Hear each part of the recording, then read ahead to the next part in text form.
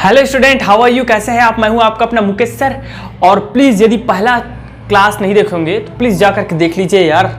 या ऊपर आई बटन जो दिख रहा है ना, दबा दो, मिल जाएगा। समझ में आ रहा है? तो देखिए पहले कि क्या होता है दर, क्या होता है, ठीक है? तब जा करके ये वाला क्लास समझ में आएगा। चलो देखते हैं बच्चों क्या होता है। आज का क्लास रहेगा हमारा मोस्ट टाइम पे एक टॉपिक हम कवर करेंगे, वो है factor affecting of rate of reactions and दर स्थिरांक में डिफरेंट। और अभी हम देखेंगे इंस्टेंटेनियस रेट। बच्चों ताक्षणिक दर, तो क्या है भैया ताक्षणिक दर? सुनिए, दर और ताक्षणिक दर में डिफरेंट क्या है? इंस्टेंटेनियस बोलते हैं इसको इंग्लिश में। जब कोई रासायनिक अभिक्रिया की दर सूक्ष्म समय अंतराल में बहुत शीघ्रता के साथ जब परिवर्तित होता है तो उस रासायनिक अभिक्रिया की दर को हम ताक्षणिक दर कहते हैं। उसके सांद्रण में बहुत फास्ट परिवर्तन होता है बहुत कम समय में तब। तो ये हमको पहले पता है दर को हम लोग कैसे लिखते थे बताइए? Del x divided by del t, जहां डेल क्या है बच्चों? भाई परिवर्तन है, एक्स क्या है? सांद्रण, उस रासायनिक अभिक्रिया का सांद्रण, अभिकारक का या उत्पाद का सांद्रण समय के सापेक्ष। तो इंस्टेंटेनियस में क्या होता है आपका? R is equal to limit x tends to zero del x divided by del T.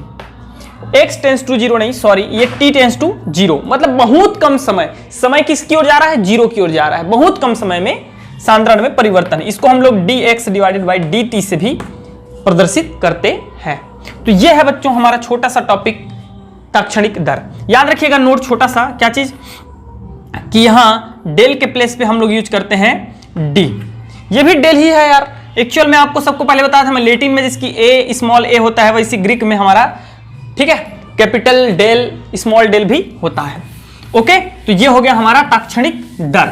इसके बाद जो टॉपिक आता है वो आता है दर स्थिरांक, वेग स्थिरांक या दर स्थिरांक, वेग स्थिरांक या दर स्थिरांक। रेट कांस्टेंट क्या है बच्चों? देखिएगा इसमें डिफरेंट आता है ना। सपोज माना कि कोई एक रासायनिक अभिक्रिया है A प्लस बी, ठीक है, और यह जो है बच्चों उत्पाद में, प्रोडक्ट में कन्वर्ट हो रहा है। एक रासायनिक अभिक्रिया है भाई। तो दर क्या होता है? किसी रासायनिक अभिक्रिया की दर उसके अभिकारकों के सांद्रण के अनुक्रमानुपाती होता है। ये सबको पता है, आप भी जानते हो। दर, ठीक है, द्रव्यानुपाती क्रिया के नियम अनुसार भी बोल सकते हो आप, K is proportional to, sorry यार, दर इज प्रोपोर्शनल टू उसके सांद्रण के, ठीक है बच्चों, सांद्रण के गुणनफल के अनुक्रमानुपाती होता है। और प्लस तो गुणन, सांद्रण जब निकालते हैं तो गुणन में आ जाता है, और इसका जो गुणांक होता है वो कहां चला जाता है? घात में। कहां चला जाता है? घात में। अब देखिए दर चाहे तो आप R लिख सकते हैं, R इज प्रोपोर्शनल के साइन को हटा दीजिए तो लग जाएगा constant, that is a K, और ये हो जाएगा a to the power a and b to the power b, where k is द्रव्यानुपाती नियतांक या यहां पे हम लोग क्या बोलेंगे इसी को? दर स्थिरांक या वेग स्थिरांक। अब देखो बच्चों, यदि हमारा जो अभिकारक के गुणांक जो है उनका घात यदि एकांक हो या शून्य हो, a and b is equal to zero, तब क्या हो जाएगा? r that is equal to k a to the power zero and b to the power zero. हो गया। अब सबको पता है यार, आप सबको पता है किसी भी संख्या का घात यदि जीरो है तो उसका वैल्यू होता है 1, तो r इज इक्वल टू हो जाएगा k, ठीक है, चूंकि a to the power zero that is equal to 1। समझ में आ गया बच्चों? तो दर स्थिरांक का परिभाषा यहां से बना सकते हो आप। दर स्थिरांक का परिभाषा क्या है? किसी रासायनिक अभिक्रिया की दर स्थिरांक उस दर के बराबर होता है जब अभिकारकों के सांद्रण के, अभिकारकों के गुणांक शून्य होते हैं या अभिकारकों के सांद्रण एकांक होते हैं। इसको क्या कर देंगे? पूरा हम लोग एकांक मान लेंगे, एक मान लेंगे। तो ये क्या हो जाएगा? R is equal to K। समझ में आ गया? फिर से बोल दूं, बिल्कुल। किसी रासायनिक अभिक्रिया की दर स्थिरांक उस दर के बराबर होता है जब अभिकारकों के सांद्रण एकांक होते हैं। ठीक है, चलिए इनमें डिफरेंट देखते हैं आप।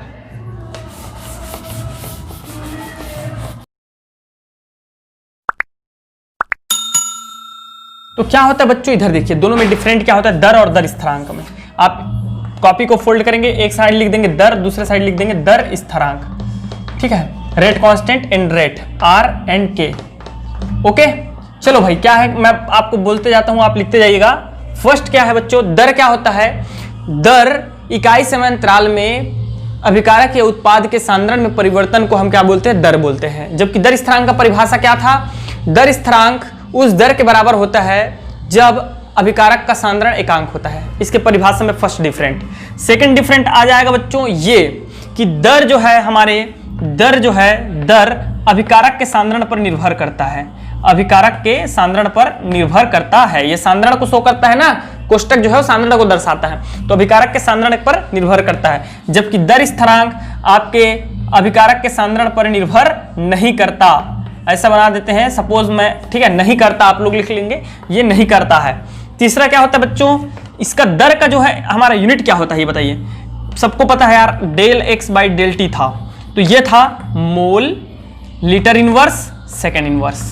ठीक है, लेकिन जो दर स्थिरांक है अर्थात के, इसकी इकाई नियत नहीं होती, नियत नहीं होती, मतलब इसकी इकाई परिवर्तित नहीं होती है, लेकिन इसकी इकाई परिवर्तित होती है। नियत नहीं होती मतलब कांस्टेंट नहीं रहती है। अभी मैं पढ़ाऊंगा कोटि, कोटि पढ़ेंगे तब समझ में आएगा। दर स्थिरांक अलग अलग कोटियों के लिए, किसी रासायनिक अभिक्रिया की कोटि अलग अलग होती है, एक कोटि की, द्वि कोटि की, तीन कोटि की अभिक्रिया, तो उसके लिए दर स्थिरांक का जो यूनिट है वो बदलते जाता है।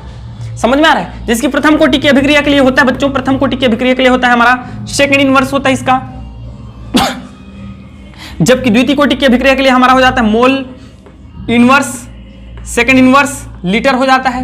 ठीक है, अभी अच्छे से बताऊंगा मैं आपको। तो ये इसका मान जो है बदलते रहता है यूनिट। तो ये तीन बेसिक डिफरेंट है और बस इतना ही रखिए आप लोग।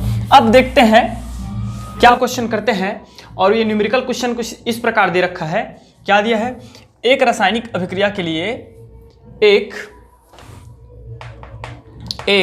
रासायनिक अभिक्रिया के लिए, एक रासायनिक अभिक्रिया, आप लोग लिख लीजिए क्या लिखेंगे, एक रासायनिक अभिक्रिया के लिए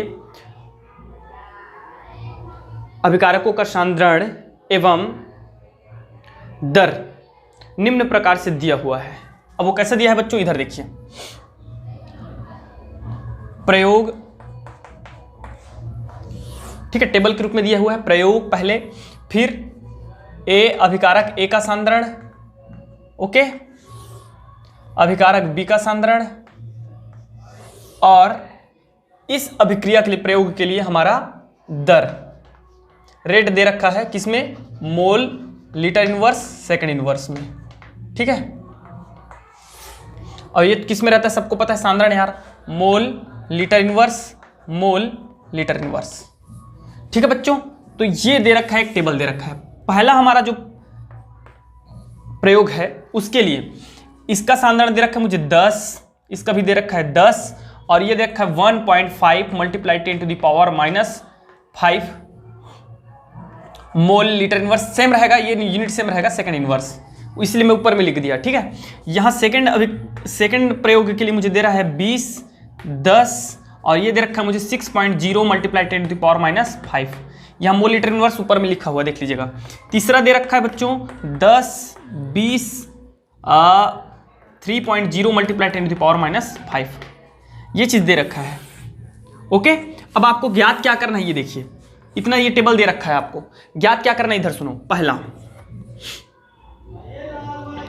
ए अभिकारक के सापेक्ष, एक अभिकारक के सापेक्ष कोटि, ओके, कोटि ज्ञात करना है आपको पहला। दूसरा दे रखा है बी अभिकारक के सापेक्ष कोटि, ठीक है। तीसरा संपूर्ण कोटि, संपूर्ण कोटि ज्ञात करना है आपको, ओके। चौथा क्या दे रखा है आपका, दर स्थिरांक ज्ञात करना। क्या ज्ञात करना, दर स्थिरांक ज्ञात करना। देख लो भैया, अब मिटाने वाला हूं इस सब चीज को, ठीक है, इतना याद रखिएगा। ये चीजें आप नोट कर सकते हैं। ये क्वेश्चन है एक टेबल के फॉर्म में, टेबुलर फॉर्म में दे रखा है क्वेश्चन आपको, और ये कंडीशंस एंड क्वेश्चंस दे रखे हैं, आपको इसको फाइंड करना है। ठीक है प्यारे बच्चों, अब मैं इसको मिटा दे रहा हूं, आप लोग लिख लीजिएगा तब याद ध्यान में रहेगा, क्योंकि मुझे इतना बड़ा मेरा ब्लैक बोर्ड नहीं है, ठीक है, इसलिए मुझे मिटाना पड़ेगा। मुझे पता है क्वेश्चन क्या है। अब देखो, माना कि सपोज करते हैं, माना कि से प्रारंभ करेंगे। माना कि अभिकारक ए की कोटि P व B की कोटि Q है। अतः हम सबको पता है जो दर होता है बच्चों R, that is equal to होता है K। सबको पता है यार, R is proportional to A का सांद्रण एवं B का सांद्रण। अब इसकी कोटि हमने P और Q मान रखा है, तो P Q लगा दीजिएगा।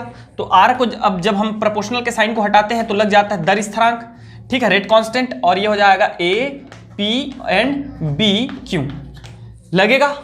इतना समझ में आ गया। अब देखिएगा क्या चीज, ये दे देते हैं हम इक्वेशन नंबर 1, इसको दे देते हैं equation number 1। Okay, next step क्या देखिए, प्रथम प्रयोग के लिए क्या हो जाएगा, सबको पता है प्रथम प्रयोग के लिए दर क्या दे रखा है मुझे, 1.5 मल्टीप्लाई 10 टू द पावर -15 दे रखा है बच्चों, ये चीज दे रखा है भाई।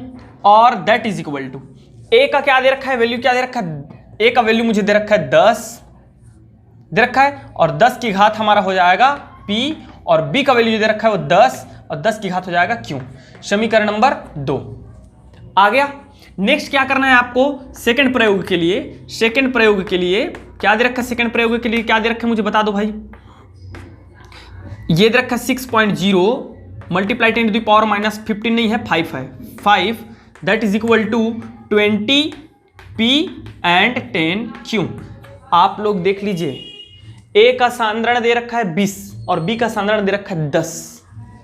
एंड थर्ड प्रयोग के लिए मुझे दे रखा है बच्चों 3.0 मल्टीप्लाई 10 टू द पावर -5, और ये दे रखा है मुझे 10 P, और ये दे रखा है 20 Q। इतना समझ में आ गया। Equation number 3 and equation number 4 एकदम इजी है, समझना थोड़ा सा लगेगा बस। इतना चीज समझ में आ गया आपको, सबको अच्छे से क्लियर है। अब क्या करना है यार, अब क्या करना, सुनो, मुझे ये देखो, इनमें कुछ कॉमन दिख रहा है, मुझे P और Q का वैल्यू निकालना है। तो आप ऐसा कुछ करो कि देखो, दो चीज अननोन है, ये चीज ज्ञात है, ये चीज ज्ञात है, 10 20 ये सब चीज मुझे ज्ञात है। इसमें अननोन दो चीज है, P और Q, P Q अननोन है। तो आप दो चीज को एक साथ कभी ज्ञात नहीं कर सकते हैं।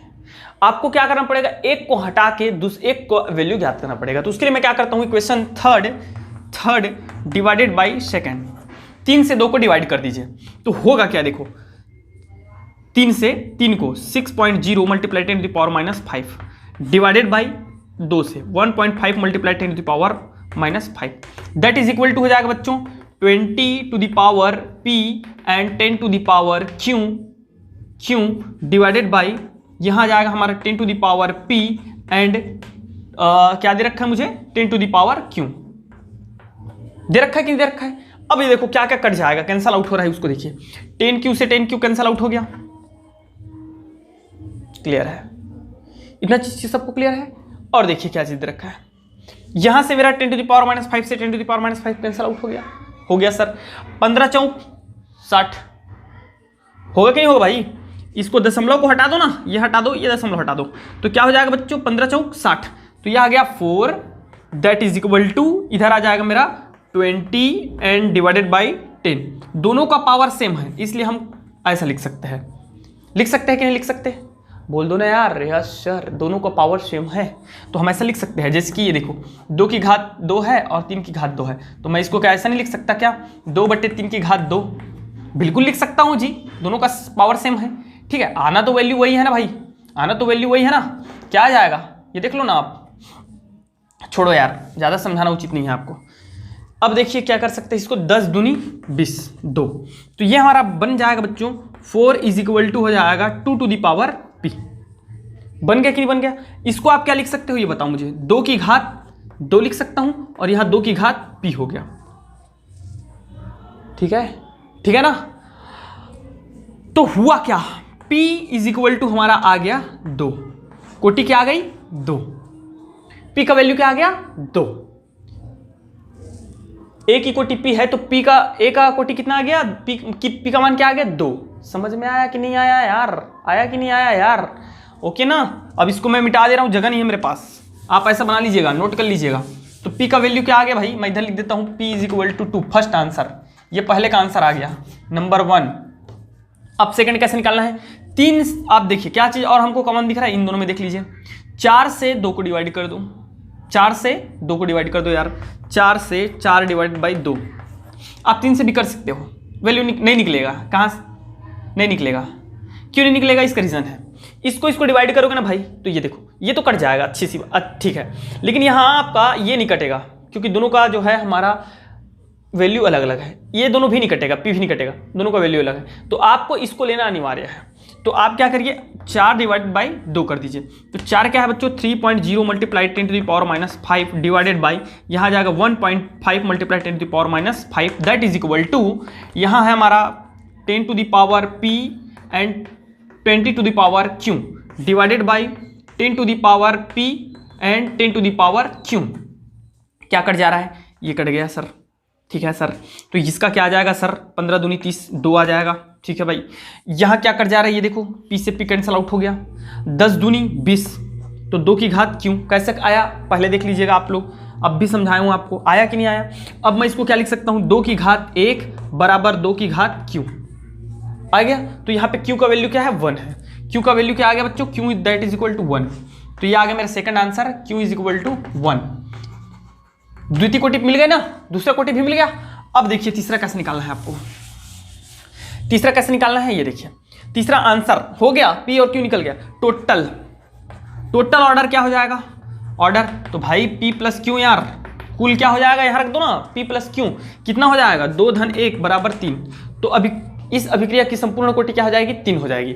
चौथा हमारा आंसर है बच्चों, चौथा निकालना है मुझे, K का वैल्यू निकालना है, तो K का वैल्यू कहाँ निकालोगे आप, K कहाँ दिख रहा है आपको इक्वेशन 1 में, तो इक्वेशन 1 में वैल्यूज रख दीजिए, कैसे रखेंगे, समीकरण 1 से, समीकरण 1 से R के जगह में आप प्रथम प्रयोग का जो है दर रख सकते हैं 1.5 multiply 10 to the power minus 5, that is equal to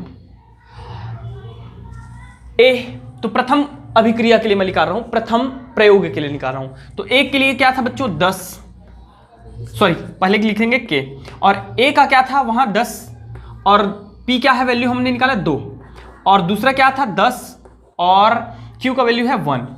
अरे प्रथम प्रयोग के लिए मैं K का वैल्यू निकाल रहा हूं, दर स्थिरांक का वैल्यू निकाल रहा हूं, द्वितीय के लिए भी निकाल सकते हो, तृतीय के लिए भी निकाल सकते हो, तो ये निकल के आ जाएगा मेरा 1.5 multiply 10 to the power minus 5 divided by, इस दोनों को इधर लेके आ जाओ, तो इन दोनों का वैल्यू क्या आ जाएगा, दोनों में मल्टीप्लाई हो रहा है 10 की घात 2 और 10 की घात 1, तो 10 की घात 3 और 10 की घात 3 नीचे ले आइए, 10 की घात 3 that is equal to K, उधर इधर ले आओ ना भाई, इतना तो आता है नहीं आता है। अब इसको हो जाएगा 1.5 multiply 10 to the power minus 5 multiply, ये जब ऊपर जाएगा तो 10 to the power minus 3, then K का वैल्यू जो हमारा होगा बच्चों 1.5 multiply 10 to the power minus 8, ठीक है, और ये तृतीय कोटि के अभिक्रिया के लिए है, इसलिए इसका यूनिट क्या होगा वो भी निकालो, तृतीय कोटि की अभिक्रिया के लिए, ठीक है। चलो उसको बाद में समझ में आएगा, आपको बता देंगे, ठीक है, बाद में समझ में आ जाएगा, बता देंगे आपको, चिंता ना करें, तृतीय कोटि की अभिक्रिया के लिए क्या होता है, ये आप निकालना चाहो तो निकाल सकते हो, कैसे निकालेंगे ये देखिए, मैं बता देता हूँ आपको तरीका क्या है, वहां से निकाल सकते हो आप, कैसे निकाल सकते हो ये देखिए, R that is equal to K क्या है, और A की घात 2 है, तो A क्या है, A सांद्रण है, सांद्रण का क्या होता है मोल लीटर इनवर्स होता है, और इसकी घात मुझे दे रखा है 2। देखो बच्चों यूनिट निकाल रहा हूं ना मैं, ये हो गया, इसको मिटा दे रहा हूं, ये हो गया पूरा यूनिट निकाल रहा हूं, यूनिट निकालने का तरीका बता रहा हूं मैं, यहां से ले लीजिएगा, यहां से R का क्या होता है ये बता दो मुझे पहले, R होता है दर, और दर का होता है मोल लीटर इनवर्स, सिखा चुका हूं आपको, सेकंड इनवर्स होता है, that is equal to K। अब A का क्या है, A एक सांद्रण है, और सांद्रण का होता है मोल लीटर इनवर्स, और घात कितना है P 2, और B क्या है, ये भी हमारा मोल लीटर इनवर्स है, घात कितना है 1, इतना चीज समझ में आ गया सबको। यहां से देखिए मोल लीटर इनवर्स कैंसल, मोल लीटर इनवर्स कैंसल, क्योंकि घात इसका भी एक है, इसका भी एक है, कट गया। अब बचा क्या, ये देखिए k का वैल्यू मुझे निकालना है, तो k इज इक्वल टू यहां दे रखा मुझे सेकंड इनवर्स। अब इसको बच्चों इधर लेके आ जाओ, या एक स्टेप और देख लीजिए, इधर क्या रख गया, सेकंड बस रह गया, सेकंड इनवर्स k। इधर क्या हो जाएगा देखो, अब मल्टीप्लाई कर दीजिए, तो मोल स्क्वायर और litre to the power -2, mole square litre to the power -2, इसका मल्टीप्लाई करोगे ना, होगा। अब इसको इधर लेके आ जाओ, तो k बराबर हो जाएगा सेकंड इनवर्स, ये है। इसको जब इधर लाएंगे बच्चों, तो मोल जो है आपका ऋणात्मक हो जाएगा, मोल -2, और ये हो जाएगा पॉजिटिव लीटर स्क्वायर। चलिए, तो ये हो गया हमारा एक न्यूमेरिकल क्वेश्चन। बच्चों चलो, अब जिस चीज का हम लोग बेसब्री से इंतजार कर रहे थे उसको हम लोग कर लेते हैं। क्या चीज भैया, factor effecting of rate of reactions, that means आपका रासायनिक अभिक्रिया को प्रभावित करने, रासायनिक अभिक्रिया की दर को प्रभावित करने वाले कारक, क्या चीज है बच्चों, देखिएगा। फर्स्ट आता है अभिकारक की सांद्रण, ध्यान से ना, 5 नंबर में आता है, 4 नंबर में, 5 नंबर में, 5 कम से कम याद होना चाहिए आपको। तो अभिकारक की सांद्रण एकदम आसान है, बहुत बढ़िया है यार। देखो अभिकारक की सांद्रण कैसे बच्चों, ये देखिए सांद्रण, मैं सब कुछ अच्छे से समझाता हूं आपको। R is proportional to A and B, या ये अभिकारक। अब भी जस्ट मैं जब आपको लिखा रहा था दर स्थिरांक का व्यंजक, तो यही चीज लिखा था मैं, अभिकारक की सांद्रण। दर जो होता है किसी भी रासायनिक अभिक्रिया की दर, उसके अभिकारकों के सांद्रण के अनुक्रमानुपाती होता है। मतलब सांद्रण बढ़ाने से, सांद्रता बढ़ाने से, कंसंट्रेशन बढ़ाने से उसका जो है दर में वृद्धि होती है। क्लियर, एकदम आसान। सेकंड नंबर जो आता है बच्चों वो होता है ताप, टेम्परेचर। तो टेम्परेचर का क्या इफेक्ट है, R is proportional to T। ताप बढ़ाने पर दर कैसे बढ़ता है, एकदम ध्यान से सुनना। क्या होता है देखो मैं बता रहा हूं। सपोज करो आप सब लोग चाय बनाते होंगे, देखे तो होंगे चाय बनाते, सब्जी बनाते हैं, चावल पकाते हैं ना भाई, सब चीज है, सब लोग को पता है। चावल को यदि मैं चावल और पानी को डाल के रख दूंगा उसको ताप नहीं देते हैं, रख देते हैं, पक जाएगा? नहीं ना पकेगा बच्चों, नहीं ना पकेगा। समझ में आ रहा है? वो पकता कब है, जब उसको टेम्परेचर दिया जाता है। एक्चुअल में होता क्या है देखो, जब किसी अभिकारक को, सपोज मान लेते हैं, ये देखिए ये हमारे क्या है, अभिकारक के अणु है, मान लो अभिकारक के अणु है, और जब बच्चों इसको टेम्परेचर दिया जाता है, हीट दिया जाता है, तो होता क्या है, इनके जो गतिज ऊर्जा है, ये अणु क्या करते हैं, ताप ग्रहण करके गतिज ऊर्जा में वृद्धि हो जाती है इनकी। काइनेटिक पढ़ रहे हैं हम लोग, ठीक है, क्या पढ़ रहे हैं, केमिकल काइनेटिक पढ़ रहे हैं ना, तो इसकी गतिज ऊर्जा में वृद्धि हो जाती है, क्योंकि इनको ऊर्जा मिल जाता है, और ये क्या करने लगते हैं, एक दूसरे से शीघ्रता से टकराने लगते हैं। मतलब इनका स्पीड बढ़ जाता है, और ये टकराने की जो है टक्कर ज्यादा होने लगता है। तो जितना ज्यादा टक्कर होगा, अभी पढ़ेंगे हम लोग गतिज ऊर्जा में, पूरा यही पढ़ने वाले हैं पूरा, जितना ज्यादा टक्कर होगा अभिकारक उतना ही जल्दी जो है उत्पाद में परिवर्तित होगा। ठीक है, तो R is proportional to T, मतलब किसी भी रासायनिक अभिक्रिया के ताप को बढ़ाने पर अभिकारक ऊर्जा प्राप्त करके गतिज ऊर्जा में वृद्धि हो जाती है, जिसके कारण उनका दर जो है वो बढ़ जाता है। तीसरा क्या है बच्चों बताइएगा, दाब। ये तो मेन है यार, मेन फैक्टर है। सांद्रण, ताप, दाब और सांद्रण, ये तीन तो होते ही होते हैं। तो दाब का कैसे इफेक्ट होता है, R is proportional to P but only for gaseous form, गैसीय अभिक्रिया में। कैसे समझा रहा हूं मैं ना, अभिक्रिया में, गैसीय अभिक्रिया में। अब देखो बच्चों होता क्या है एक्चुअल में, ये देखो मेरी बात को ध्यान से सुनना और देखना, चीजों को देखना आप लोग।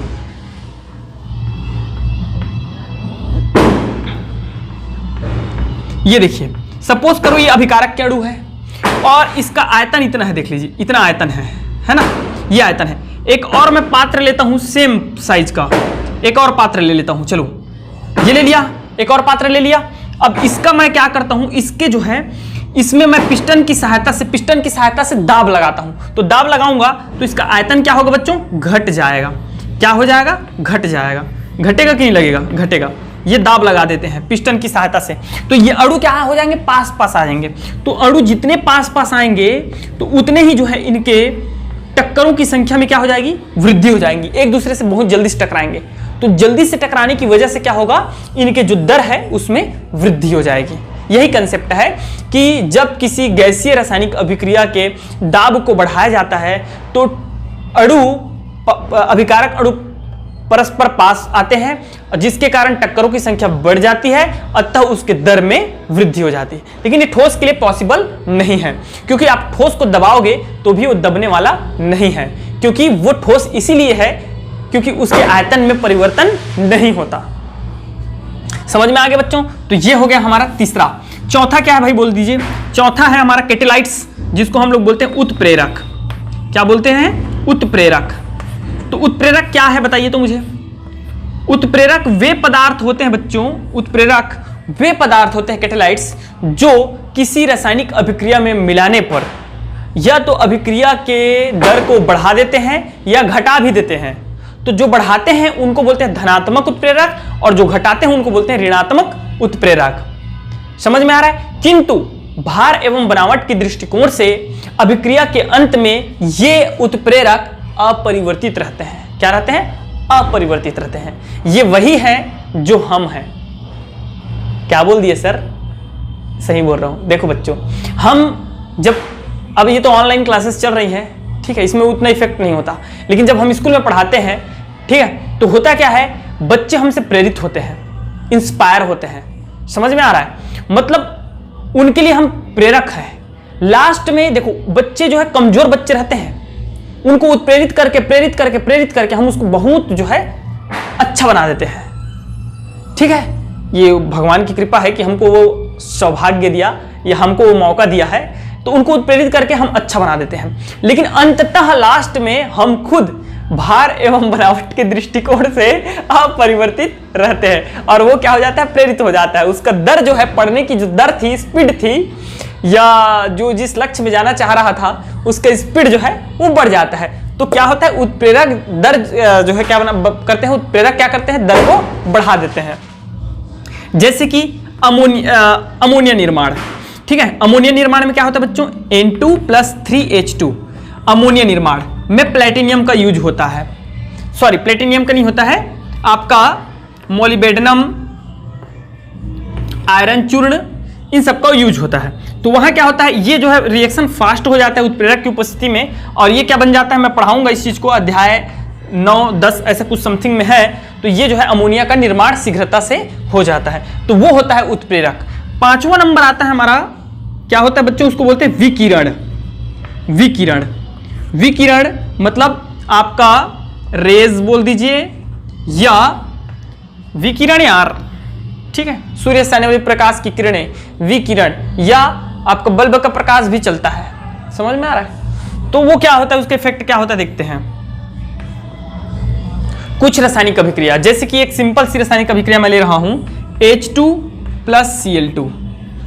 ये जो है बच्चों, जब हम इसको अंधेरे में कराते हैं इस रासायनिक अभिक्रिया को, तो कई दिन लग जाते हैं और अत्यंत ही मंद गति से संपन्न होता है।